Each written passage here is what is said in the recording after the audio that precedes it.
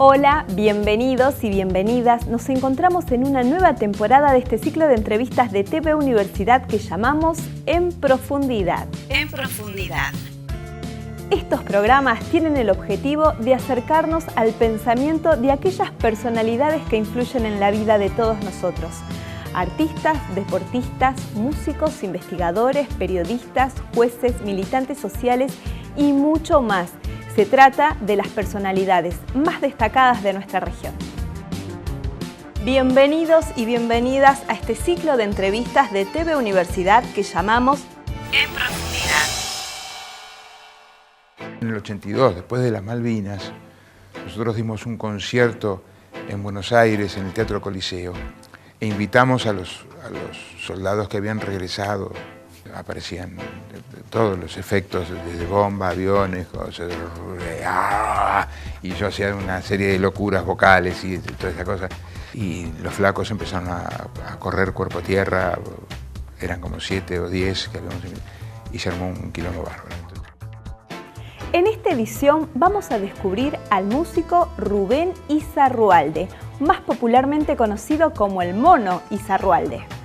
La música popular es algo de todos los tiempos. Acá la música popular es lo cotidiano. Vos te vas a cualquier lugar de la provincia y los pibes tocan guitarra, bombo, bailan. O sea, se baila. La música popular se baila.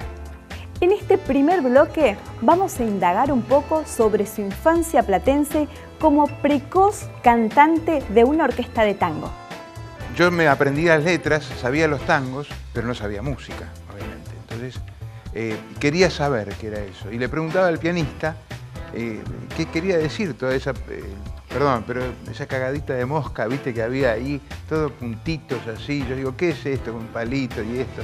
Entonces me dice, bueno, yo te puedo enseñar algo, me dice, pero sería bueno que vayas a estudiar. Entonces yo hablo con tu viejo, dice, y bueno, mi padre me llevó al Gilardo Gilardi. Recuerdos de infancia, su deseo por estudiar música y la elección de la flauta como instrumento. Comenzamos el programa de hoy conociendo a el Mono Izarrualde. Llegué a La Plata porque mis padres se trasladaron acá, de vivir en el campo se vinieron para acá y yo tendría unos 6 para 7 años más o menos. Por eso yo siempre digo que soy platense, porque un poco mis amigos, la tierna infancia, el puber, eso todo es desarrollado acá, los estudios, ¿no? Todo acá en La Plata. Entonces yo me siento muy platense.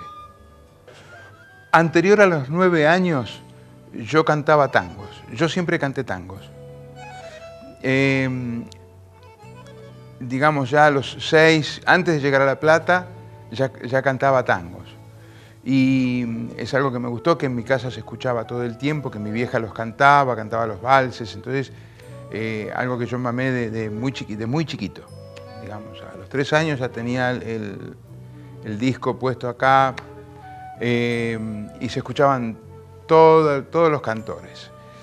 Entonces empecé a cantar acompañado por guitarras. Después cuando llegué acá también nos buscamos un trío de guitarras, un pianista.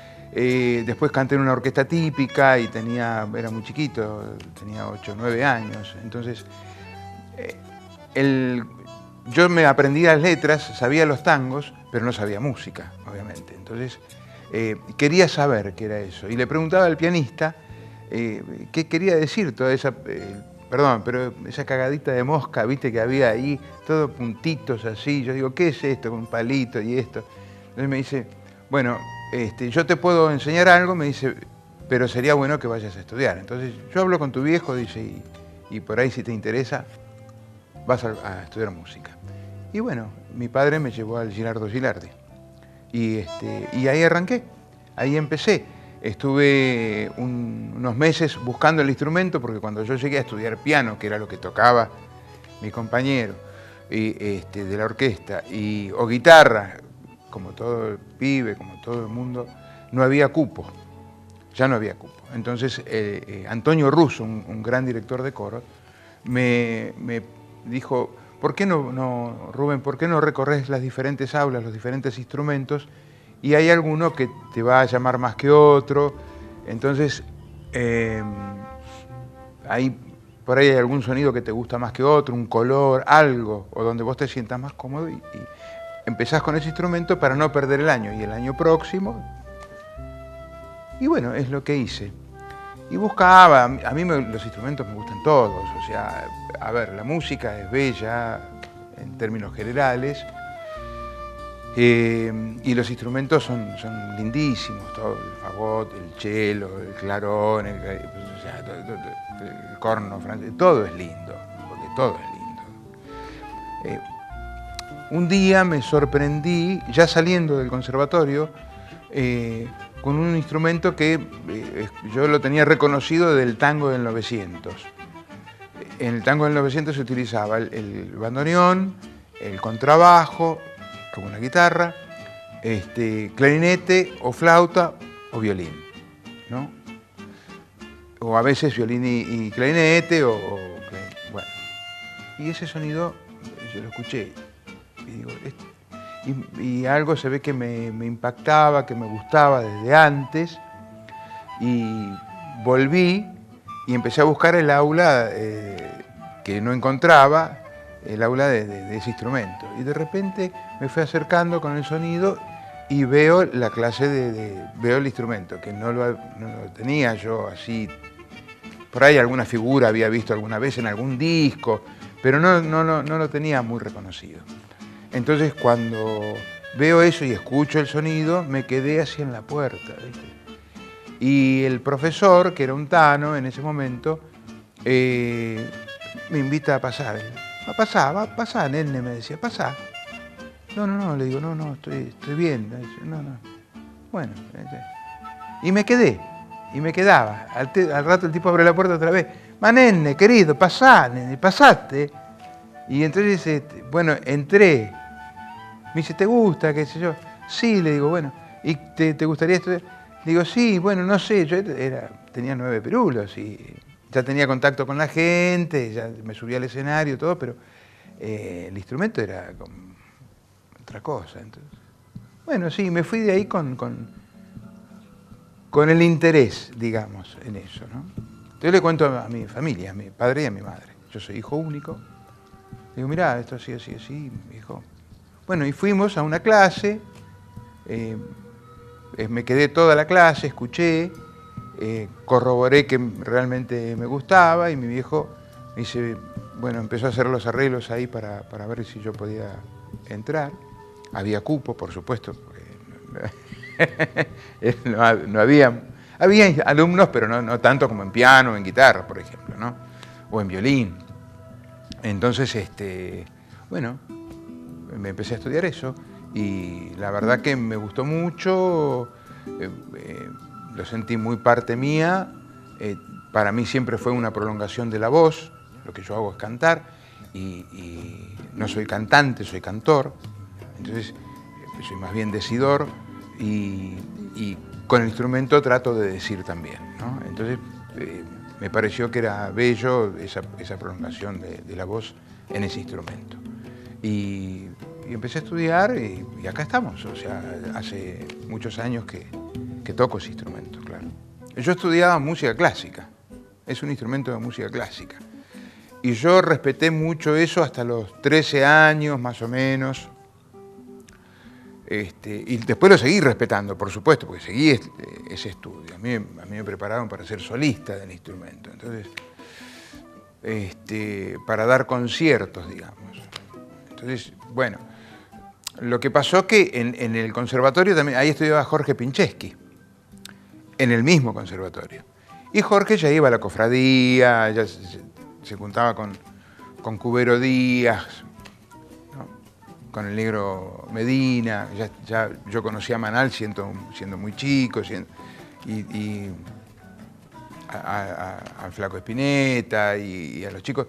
Yo tendría 13, 14 años y ellos iban a la cofradía, qué sé yo, era como algo natural, digamos, ¿no? A los 17 yo ya me fui a estudiar a Buenos Aires, me iba de acá hasta la Lucila, mira, hasta el conservatorio de la Lucila, la Loma del Tuje, digamos.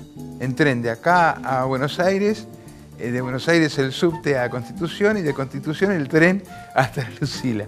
Eran más horas de viaje que de estudio, que de clase, digamos.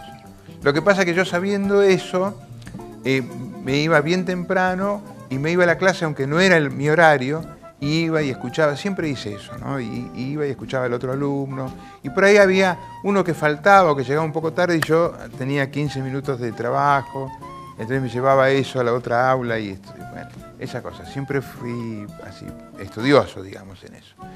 Entonces, empecé a viajar a esa edad y me instalé en Buenos Aires casi a los 18, 19 años, ya estaba instalado en Buenos Aires. Mi madre se quedó acá toda su vida. Yo tengo una madre de 94 años hoy en día. Y bueno, ella se quedó, y ella me bancó toda la carrera, se bancó todo, mis idas y venidas, mis viajes, mi quedarme en Europa, mi quedarme en México, todas esas cosas. Siempre con la música.